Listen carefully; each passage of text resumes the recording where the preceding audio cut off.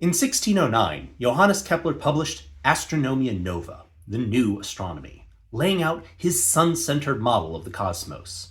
In its first chapter, Kepler compares the three prevalent models of his time. The first was the Earth-centered or geocentric model of Claudius Ptolemy. The second was the sun-centered or heliocentric model from Copernicus, although it had a few small changes provided by Kepler.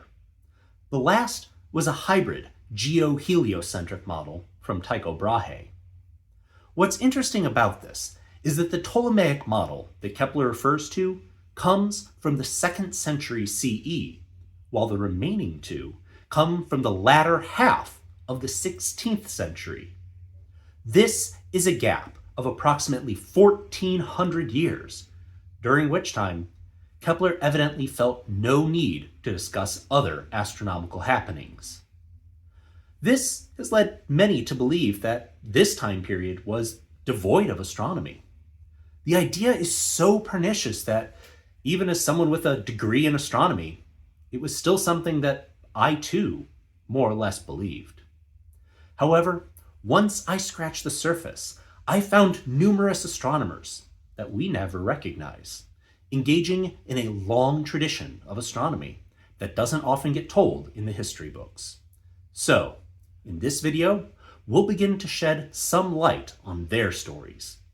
Hi, I'm John Voicey, and this is Astronomy Before the Telescope.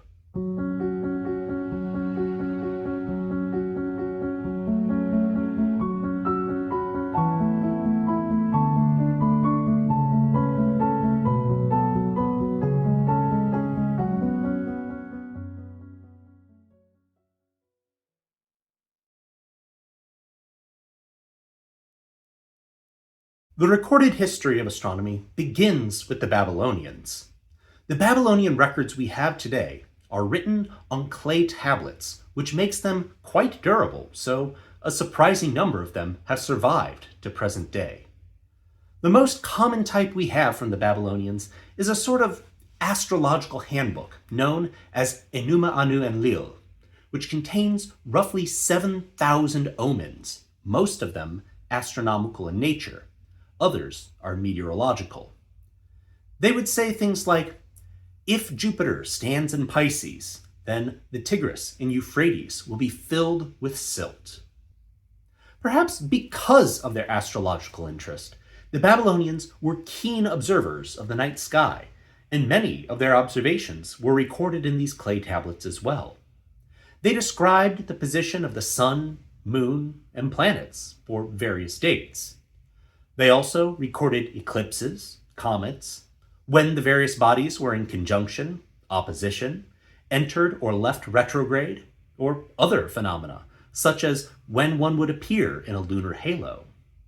These astronomical diaries were regularly recorded from roughly the 7th or 8th century BCE through to the 1st century BCE, making this the longest continual observational program ever conducted.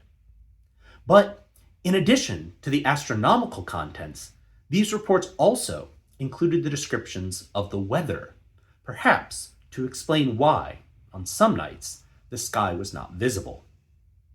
These weather reports indicate that the weather was more frequently poor than it is today in this region, as this area has become a desert. But due to the frequently poor weather, astronomers would need to know what the omens the sky announced were, even if the clouds prevented them from being seen. To that end, the Babylonian astronomers developed the first astronomical calculations sometime around the 3rd century BCE. But these weren't based on a model that was supposed to represent the actual workings of the heavens. Rather, these calculations used the periods of the sky to loosely predict when a planet would begin its retrograde motion or other such phenomena. As a basis for these calculations, the Babylonians made the first known records of the periods and ratios of returns for the sun, moon, and planets. What this means is that they recorded how many years it would take to return to not only the same point in the sky, but at the same apparent speed. For example, they recorded that Saturn would return to the same position at the same speed after a period of 59 years, while completing 57 cycles of its change in speed, traceable through the retrograde motions it makes. These observations would form the basis for the Greek astronomical models, which we'll discuss shortly. We also know, from another set of tables known as Mul Apen, that the Babylonians had a number of constellations, some of which are the direct predecessors to ours today. The Babylonians also divided the circle of the sky into 360 degrees, with each degree being subdivided into 60 minutes, and each minute again being divided into 60 seconds, a tradition that astronomers still follow to this day, and which is why our system of measuring time does so as well, all the way to the present.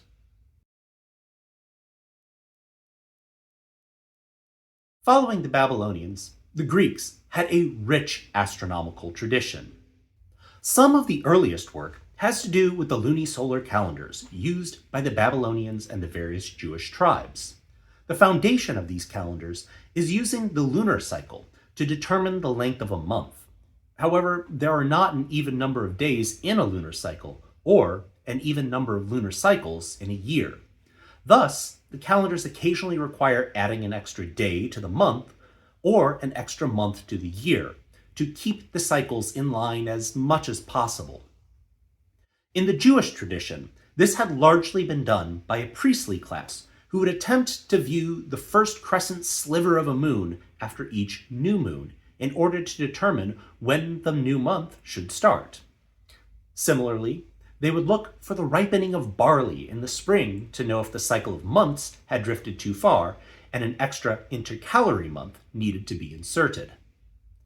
But in the 5th century BCE, Matan of Athens realized that there were almost exactly 235 lunar cycles every 19 years. This relationship in which the cycles of the sun and moon would repeat is known as the Metonic cycle. It provides a mathematical relationship that could be used to determine when extra days or months needed to be added without the need for observation. However, this relationship still wasn't quite accurate, as it is off by about a third of a day. Thus, Callippus made a revision to it in which he multiplied the number of cycles by 4, making it a 76-year period with 940 lunar cycles, and then would subtract 1 day from the last of the 19-year cycles. This became known as the Calippic cycle and is off by only 1 day every 553 years. From this, we can see the usefulness of astronomy for the setting of calendars.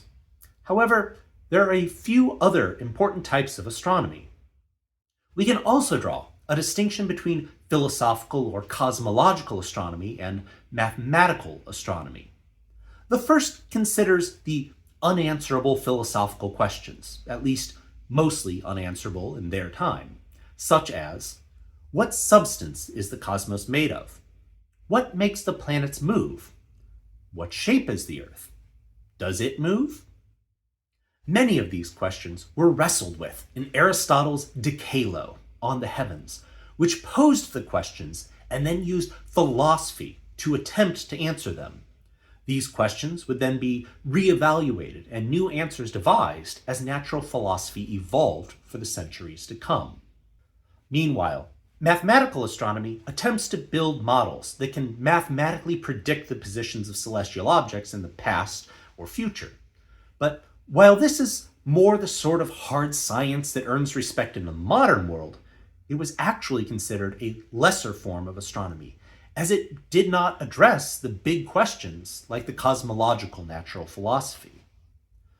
As Simplicus wrote in the 6th century when commenting on Aristotle's physics, "It is no part the business of an astronomer to know what, by nature, is suited to a position of rest, and what sort of bodies are apt to move, but he introduces hypotheses under which some bodies remain fixed while others move, and then considers to which hypotheses the phenomena actually observed in the heavens will correspond.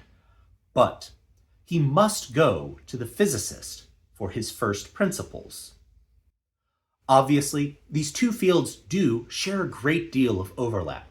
For example, the question of the center of the cosmos was generally a question for the cosmological reasoning and natural philosophy, but it is inherently a starting point for any geometrical model, which is essentially what Simplicus was telling us. The lack of observational basis for the cosmological arguments led to many contrasting views. For example, the Greek philosophers had widely varying opinions on the base nature of matter. We also see disagreements on the arrangement and the motions of the cosmos. Aristotle placed the Earth at the center of the cosmos and argued that it did not rotate on its axis. Heraclides of Pontus in the late 4th century BCE is the earliest to claim that the Earth did rotate, which Plato agreed with in his dialogues Timaeus and Critias. We also see disagreement on whether the Earth or the Sun is the center of the cosmos, with the first mentions of a sun-centered or heliocentric cosmos. This idea is generally attributed to Aristarchus of Samos. However, his only surviving work, On the Sizes and Distances of the Sun and Moon, does not assume a sun-centered cosmos.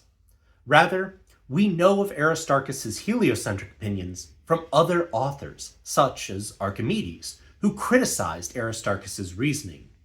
As such, we don't know how compelling of an argument Aristarchus may have had, whether his proposition was qualitative or quantitative in nature. Regardless, Aristarchus's heliocentric proposition failed to stick. But other ideas did stick around. In particular, Plato was highly interested in the concept of perfect forms, such as cubes or spheres, which, he said, could not exist in this world, as any object we created in those shapes would have some flaw, no matter how small. He suggested that our reality was but an image or a copy of the real world, a divine one in which these perfect forms actually existed. This idea of perfect shapes would reverberate all the way to the Renaissance. In particular, Plato was aware of 4 polyhedrons for which all sides are the same: the tetrahedron, a pyramid shape, a cube, an octahedron, and the icosahedron. These he associated with the 4 classic elements of fire, earth, air, and water, respectively.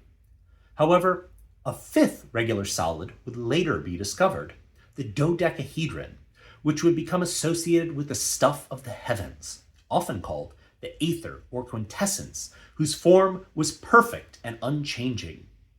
Greek philosophy declared that the terrestrial realm was composed of the 4 classical elements, which were mutable, but everything from the moon and beyond was composed of this 5th element. During this period, other astronomers laid the foundations for the first fully fledged mathematical model of the solar system. These would be the first geometric models which attempted to make the claims on the actual physical arrangement of the cosmos and could explain the motions observed in the night sky. The first astronomer we know of that attempted to model these astronomical motions was Eudoxus of Cnidus.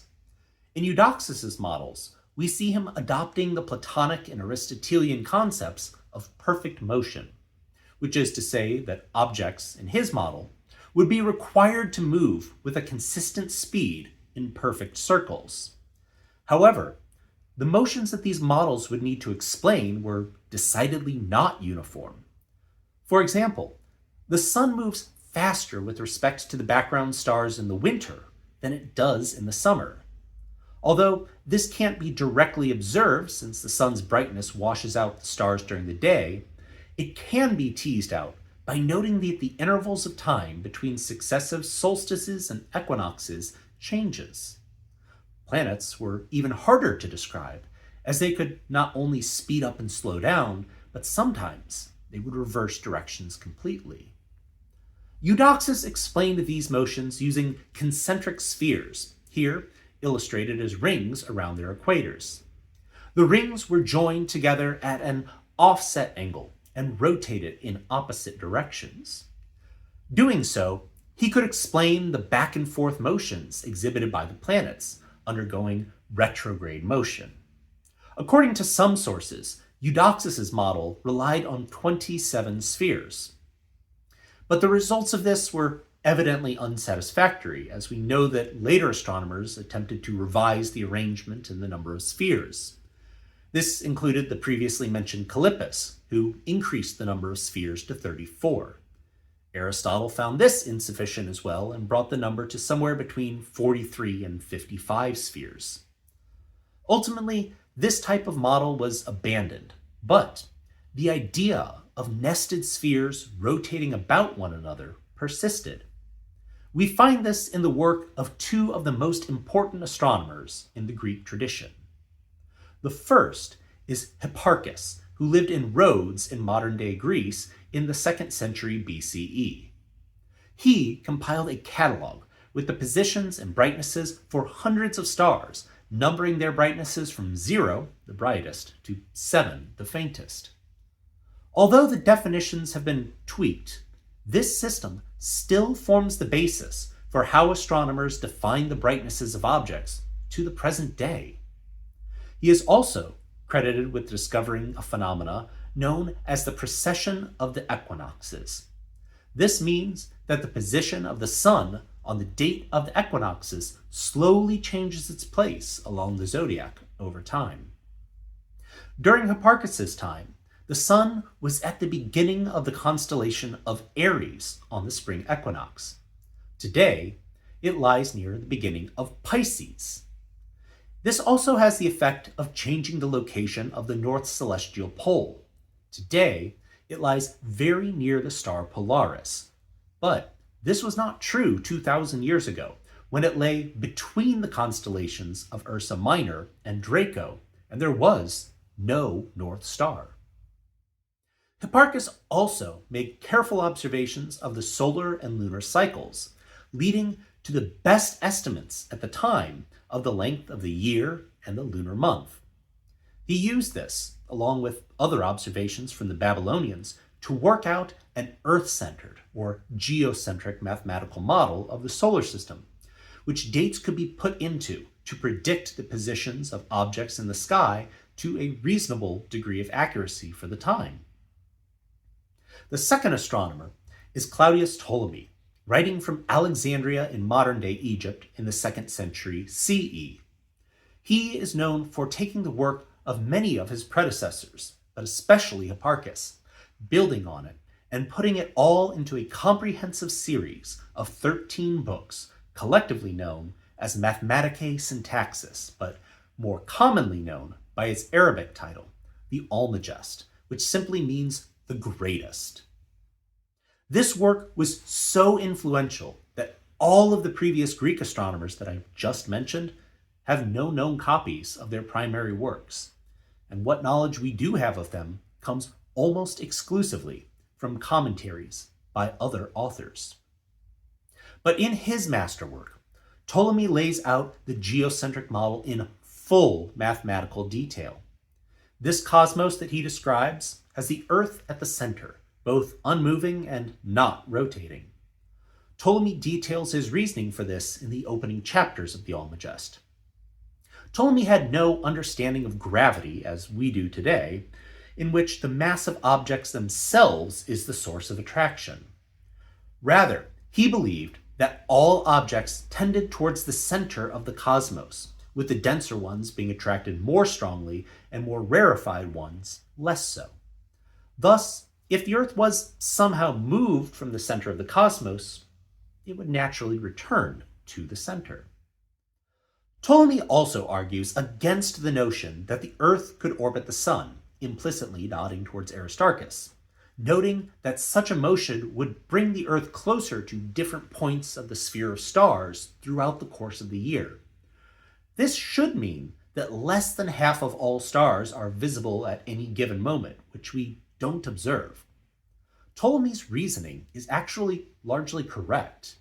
What he failed to understand is that the size of Earth's orbit is infinitesimal compared to the distance to the stars, even though he understood this to be true for the size of the Earth itself. The cosmos are so large that detecting the Earth's motion on the stars wouldn't occur until the 19th century. Around the Earth, on concentric spheres, echoing Eudoxus, Ptolemy placed the sun, moon, and planets. To explain the varying speeds of the celestial objects, Ptolemy used three methods, two of which were originally created by Hipparchus. The first was that of epicycles. In this, the celestial body was carried around on a second smaller sphere whose center was on the larger sphere. When the body was being carried on the smaller sphere in the same direction as the larger one, it would appear to speed up.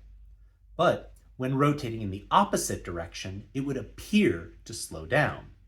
If the smaller sphere rotated fast enough, the object would sometimes appear to move in reverse. The second method was that of an excenter. Here, the center of the main sphere that carried the celestial object was simply moved away from the center of the Earth. Then, when the object was closer to the Earth, it would appear to move faster. Conversely, when further away, it would appear to move slower while still moving on its own sphere with a uniform circular motion. The third was a concept known as an equant. With this, Ptolemy splits the components of the excenter, the motion and the distance, into 2 points. The excenter remains the point about which the planet's orbit has a fixed distance, but the equant is a new point about which the rotational speed is constant. By combining these explanations and fine-tuning the speeds of the spheres, Ptolemy was able to reproduce the complex motions of celestial objects. It should be noted that Ptolemy's work isn't without some serious flaws, especially by modern standards. A prime example is the star catalog that Ptolemy includes in books 7 and 8 of the Almagest. Each of the values for the ecliptic longitude of the stars are off by about 1 degree. Some have speculated that this indicates that Ptolemy stole the values from Hipparchus and tried to update them for precession. But because Ptolemy did not have an accurate value for precession, his values would have all been off by almost exactly the amount observed. We'll explore this in more detail in a future video. Additionally, many of the observations that Ptolemy uses to support and build his model are most likely not true, and Ptolemy engages in some very curious rounding at times. These indicate that Ptolemy was working very hard to make sure that everything lined up to support his model. In modern astronomy, we would call this falsifying your data and bad math. However, this illustrates a difference between astronomy in this period and modern day. Today, our instrumentation is so good that observations are paramount. However, in Ptolemy's time, observations were considered unreliable. Thus, it was more important to present an elegant and internally consistent theory, something that Ptolemy's modern critics often forget.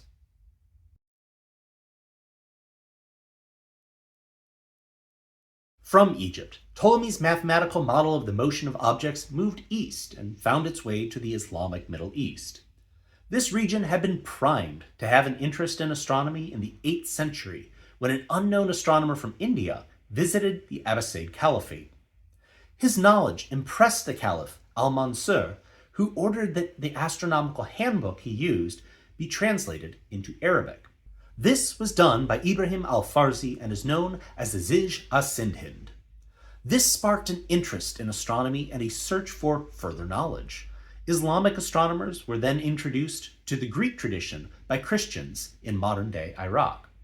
They then translated the works of Aristotle, Archimedes, Euclid, Apollonius, and Ptolemy, and many other mathematicians into Arabic, leading to an Islamic golden age in astronomy. Here, Islamic astronomers adopted Ptolemy's Almagest and were fully capable of embracing the advanced mathematical models. Initially, they simply followed his methodologies to reproduce the tables needed for calculations, with values adjusted in latitude and longitude for their native cities. We see this with astronomers such as Al-Khwarizmi in the 9th century. Similarly, Al-Sufi in the 10th century reproduced Ptolemy's star catalog, updating it for the precession of the equinoxes and adding the color of stars. But as time went on, the Islamic astronomers began to realize discrepancies with the Ptolemaic predictions and became critical of Ptolemy's work. However, they did not reject the model in concept. Rather, they revised key figures or parameters. In effect, they turned the mathematical model off and then back on again, resetting it for their present day, but using improved parameters for things like the length of the year or the rate of the precession of the equinoxes to see if that would help. For example, Aryabhata in the 6th century improved the accuracy of a year from Ptolemy's 6.5 minutes off to only 3 minutes and 20 seconds off. This was further refined to be only 2 minutes and 22 seconds off by al-Battani in the 10th century. The 9th century astronomer al-Farghani made an ill-fated attempt to measure the size of the Earth. His conclusion was that it was 6,500 miles in diameter, which is a significant underestimate and a large step backwards from the 2nd century BCE estimate of Eratosthenes, who put it at 7,850 miles, just 50 miles short of the true diameter. Other astronomers, such as Ibn Yunus in the 11th century, attempted to improve the value for the precession of the equinoxes. Ptolemy had declared that the rate of precession was exactly 1 degree per century. Ibn Yunus calculated it at 1 degree every 70 years. The true value is 1 degree per 72 years. The 10th century astronomer Kojandi worked on the obliquity of the ecliptic, which is the angle between the celestial equator and the sun's path through the sky. Ptolemy's value was 23.85 degrees. Kojandi determined it to be 23.53 degrees, which is much closer to the true value of 23.57 degrees. Unfortunately, Kojandi incorrectly trusted the accuracy of Ptolemy's values and concluded that the value was decreasing over time. Still, it was an impressive correction, one which al-Biruni critiqued less than a century later, noting that Kojandi likely slightly underestimated his own value due to his massive astronomical instrument settling into the ground over time, which is most likely true. These improvements on the parameters came in part from having a longer baseline over which to determine averages. Ptolemy only had a handful of centuries between the Babylonian astronomers and his own time. The Islamic astronomers had several more centuries than Ptolemy did. Other improvements came from new instrumentation, some of staggering size. Ulugh Beg, for example, created a mural quadrant with a radius of 36 meters. However, as time passed, more and more of the astronomers became disillusioned with Ptolemy's model, as even with improved parameters, it still drifted over the centuries. In response, some Islamic astronomers adjusted the arrangement of the epicycles and excenters, but were unable to improve the accuracy, so these changes fell by the wayside. Others revived previously discarded ideas. The first of these was a concept known as trepidation, which came from the 4th century mathematician and philosopher Theon of Alexandria. In his commentary on another of Ptolemy's works, the Handy Tables, he mentioned that some believe that the precession of the equinoxes was not a constant in one direction along the ecliptic, but instead oscillated back and forth over a span of 8 degrees and a period of 80 years. Although Theon did not endorse this theory, it was adopted by the 9th century Islamic astronomer Thabit ibn Qira. Another example comes from Ibn Bajjah, Ibn Tufayl, and al-Batruji, who, in the 12th century, attempted to revise the models of Eudoxus, Callippus, and Aristotle to see if they offered any insights. We also see some new innovations, such as one from Al-Tusi, who introduced the concept of spheres rolling within spheres as opposed to spheres on spheres, as a variation on the explanation of the non-uniform apparent motion. While these astronomers failed to fundamentally change the geocentric view, Much of the work that they did would be instrumental for the Western astronomers who would ultimately break from the geocentric tradition.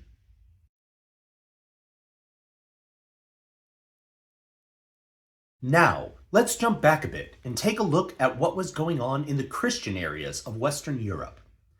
There's a popular belief that the rise of Christianity led to a suppression of science in its domain.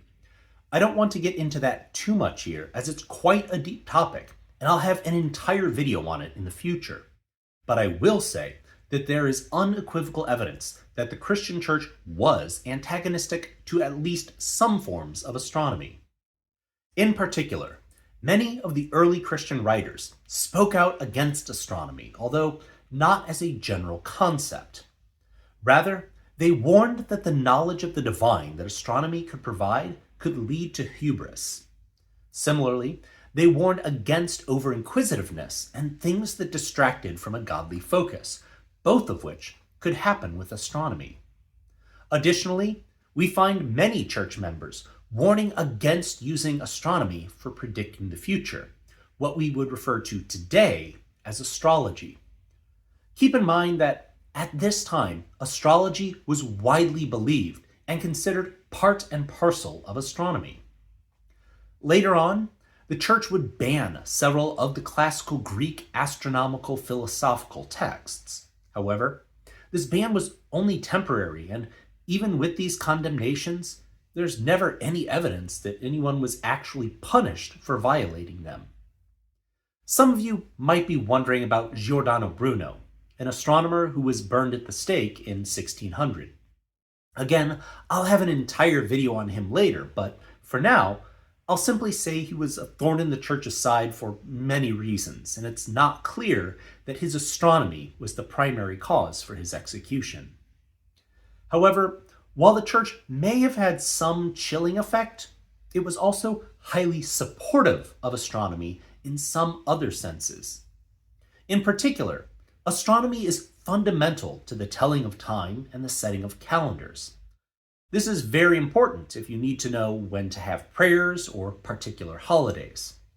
The Christian church had an entire methodology known as computus, dedicated to calculating the correct date for Easter. This calculation was heavily dependent on the knowledge of the previously discussed Metonic cycle. Additionally, it was the church that organized the first universities, and among their upper division studies, known as the quadrivium, was astronomy. So overall, while the church may have had some chilling effect, it was probably minor at best. Moving on, one era that deserves special mention is the Carolingian Renaissance, which began during the reign of Charlemagne.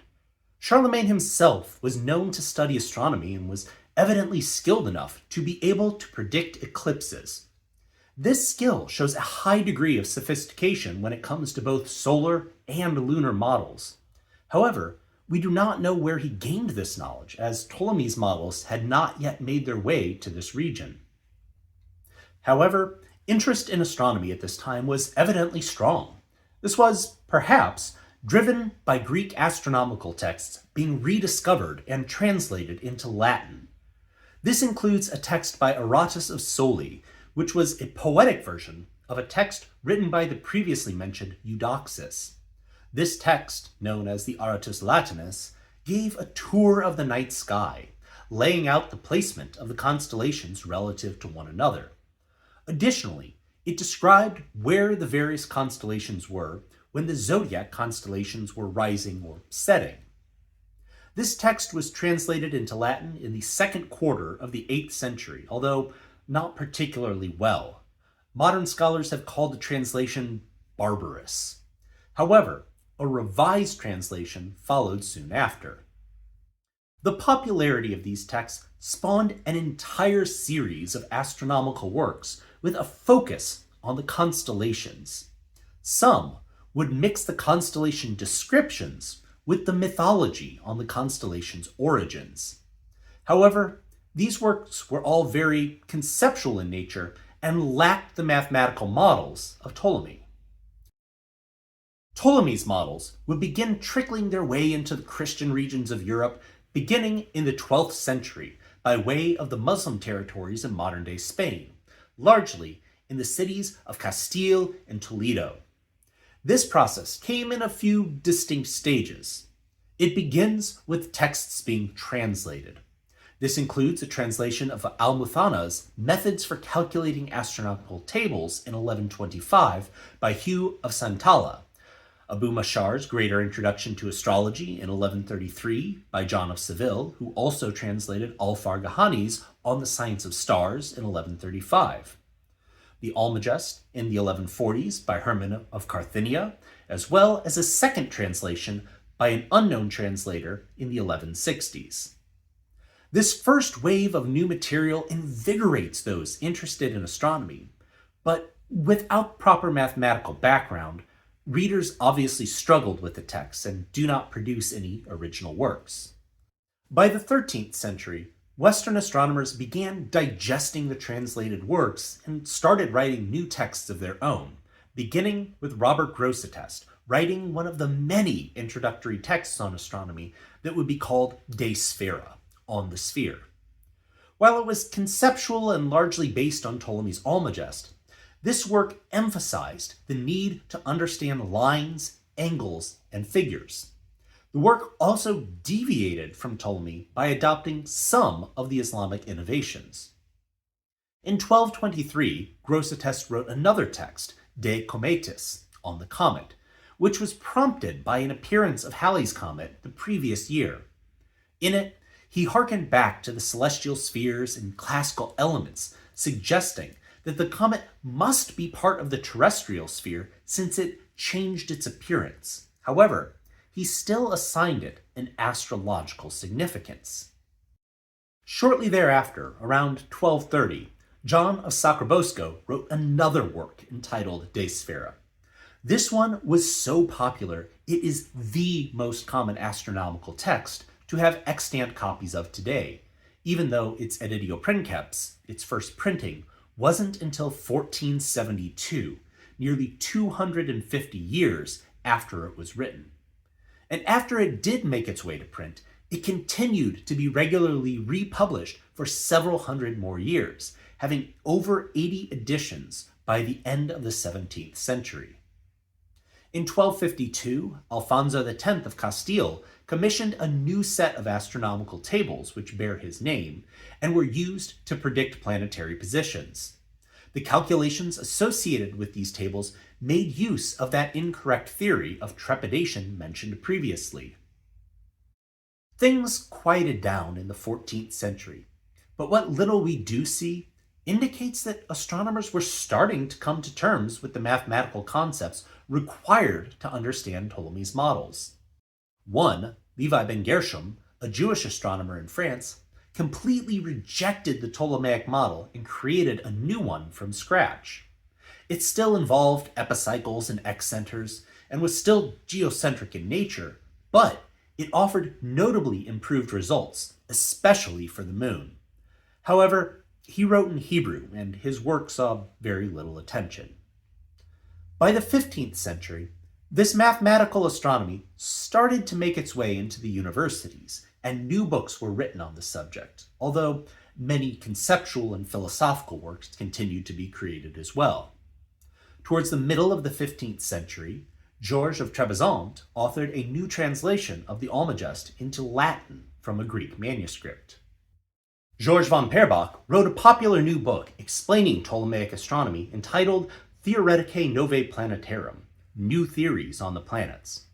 Then, after observing an eclipse that started a mere 8 minutes later than predicted from the Alphonsine tables, Perbach created an entirely new set of tables specifically for eclipse predictions, known as the Tabulae Eclipsum, the eclipse tables.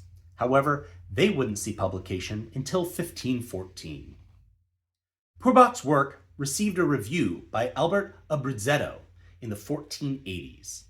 In it, we start to see some questioning of the ancient idea of celestial spheres.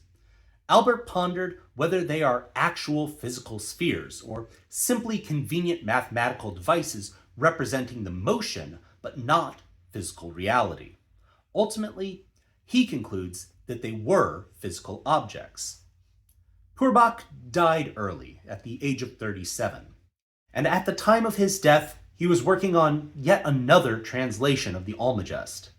He asked his teacher, Regiomontanus, to complete it, which Regiomontanus did sometime in the 1460s, although it would not see publication until 1496.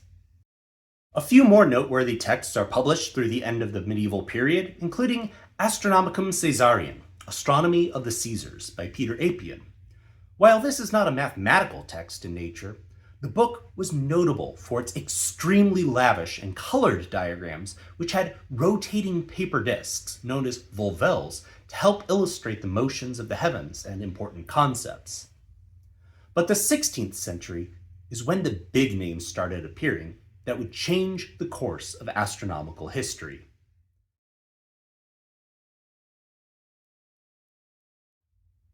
The first was Nicholas Copernicus, who revived the heliocentric model of Aristarchus. However, he was not fully able to break with tradition, as his model still assumed that there must be perfect, uniform circular motion. Thus, he again turned to epicycles and excenters to be able to explain the varying speeds of celestial bodies. In addition, he adopted ideas from the Islamic astronomers, especially the idea of spheres rolling within spheres from Al-Tusi, for which he did not give credit. But, being that his work was such a departure from the standard of the day, he was understandably reluctant to publish. However, his pupil, Georges Joachim Rheticus, pushed him to publish, going so far as to write Narrato Prima, the first account, which served as an abstract and announced Copernicus's upcoming work. Copernicus ultimately relented and agreed for his work to be published if Rheticus would lead the effort. However, when Rheticus was called away from overseeing the printing to take a position at the University of Leipzig, he was replaced by Andreas Osiander. Osiander was a theologian and, perhaps sensing the religious friction this would cause a century later, added an unauthorized preface insisting that this work was not to be taken as a literal model of how the solar system worked, but merely a mathematical convenience that was coincidentally able to make a reasonably accurate prediction. Whether it was for that reason or others, we do not find commentaries being written on Copernicus's work as frequently as others. However, studies of the many extant copies of the publication indicate that it was widely read, and the notes in the margins indicate that it was given a good deal of consideration. The next big name in our history was Tycho Brahe. Due to his father having rescued King Frederick II of Denmark and Norway from drowning, the Brahe family fared well in the good graces of the king. Although Tycho was the firstborn son, he was largely uninterested in overseeing lands and instead pursued his passion for astronomy. This passion had been stoked by the observation of an eclipse occurring a day after it had been predicted to. Like astronomers centuries before, Brahe had realized that the models that made the predictions relied on key parameters, and so he set about building ever more accurate instruments to obtain the most precise observations ever recorded in an effort to refine them further, as well as to provide the key observations needed to calibrate the models. A review of some of his instruments determined that they were accurate to nearly 1/100th of a degree. Brahe agreed with neither the geocentric model of Ptolemy nor the heliocentric one of Copernicus. Instead, he proposed a fusion of the two, in which the Earth was at the center and the Moon and Sun went around the Earth, but all the planets would go around the Sun. However, he was never able to get the math to work better than either of the other models. In 1577, Tycho observed a comet. He attempted to measure its distance through parallax, the shift in apparent position caused by viewing an object from 2 points of view. However, the comet had no discernible parallax. Thus, Brahe concluded that it must be beyond the lunar sphere, since the Moon does show an observable parallax. This defied the ancient notion that the stuff of the heavens, the aether or quintessence, as we referred to it before, was eternal and unchanging. In addition, the comet's path that Brahe was able to work out would indicate that it should cross through several of the spheres that carried other celestial objects. This disproved the notion that the celestial spheres could be actual physical objects. Ultimately, his expertise and observations led him to become a renowned figure in astronomy. The king granted Brahe the use of the island of Hven for him to build an observatory where he, his wife, and his sisters could do their work. The only problem with this was the island was already inhabited, and the residents, while technically already subjects of the crown, did not take kindly to having a lord rule over them so directly, especially because Tycho would be entitled to some of their labor to construct and maintain his estates. After Friedrich's death, his son, Christian IV, replaced him and was eager to make a name for himself militarily. The funny thing about wars, though, is they're very expensive. Christian used the protest of Tycho's vassals, as well as Tycho's marriage to a common woman, to cut his royal stipend. Upset over this treatment, Brahe sought refuge in Germany, where he became the imperial astronomer and continued his work until his death in 1601. The last major pre-telescopic astronomer was Johannes Kepler. He studied at the University of Tübingen to become a minister, but math and science were part of the formal education. His teacher, Michael Meslin, instructed him in both the geocentric and heliocentric models. Kepler became a staunch defender of Copernicus's heliocentric model. Ultimately, his proficiency in mathematics earned him a position as a math teacher in Graz, Austria. While teaching there, he was struck with a self-described epiphany, noticing that if he inscribed an equilateral triangle within a circle, and then another circle within that triangle, the ratio of the diameters of the circles bore a striking similarity to the ratio of the orbit of Jupiter to the orbit of Saturn. Now, a triangle is a two-dimensional form of a tetrahedron, one of the 5 Platonic solids. This gave Kepler the idea that perhaps these Platonic solids were the hidden foundations for the spacings of the planets and explained why there were only 5 planets. Each was tied to one of the 5 Platonic solids.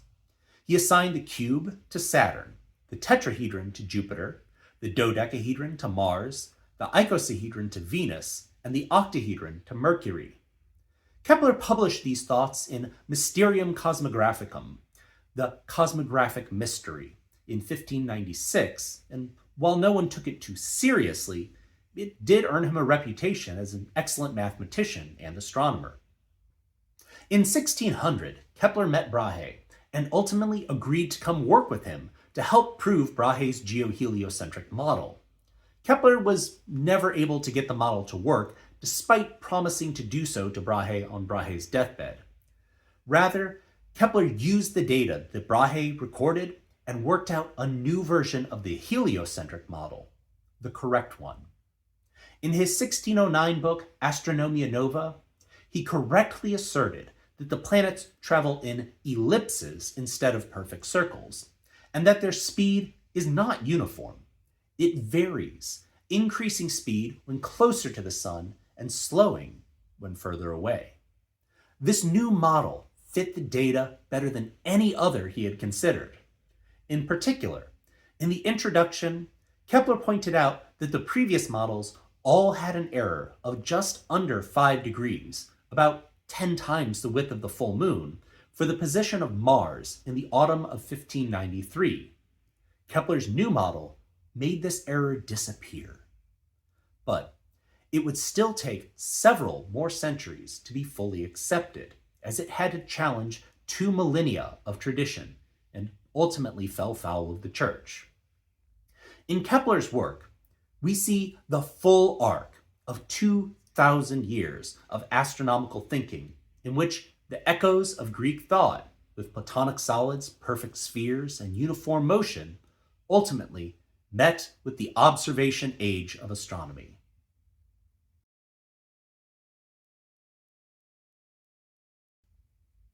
Let us now return to our original question of why astronomical progress seemingly stalled for 1400 years. To my mind, it is largely due to the fact that we failed to recognize the diversity of how astronomy was practiced prior to the telescope. Today, we think of astronomy as a rigorous and mathematical discipline based on hard evidence.